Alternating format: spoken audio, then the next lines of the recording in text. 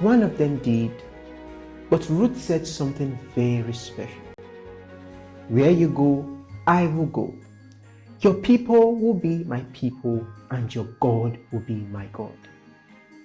Ruth loved Naomi so much that she chose to leave her own home and follow Naomi to a new land. When they arrived in Bethlehem, they were very poor. They had no food and no money. But Ruth was strong and brave. She told Naomi, "Let me go to the fields and pick up leftover grain behind anyone who is kind enough to let me."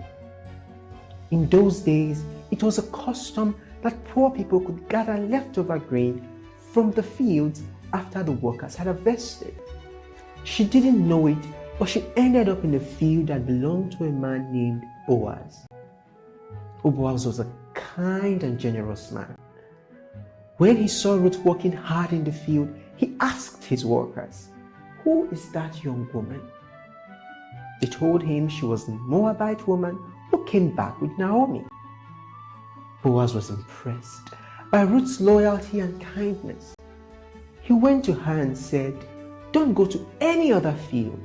Stay here with my workers. I have told them not to bother you. And when you are thirsty, drink from the water jars they have filled." Ruth was surprised and asked, "Why are you so kind to me, a foreigner?" But Boaz replied, "I have heard all about what you have done for Naomi. May the Lord reward you for your kindness."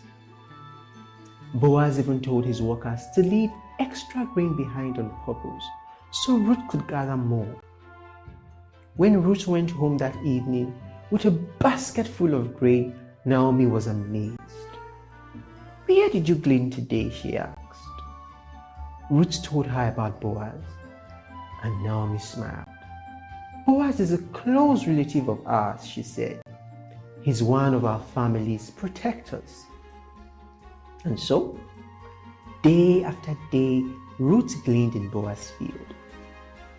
Boaz continued to show kindness, and eventually, he married Ruth. They had a son named Obed, who became the grandfather of King David. And from David's family, many years later came Jesus.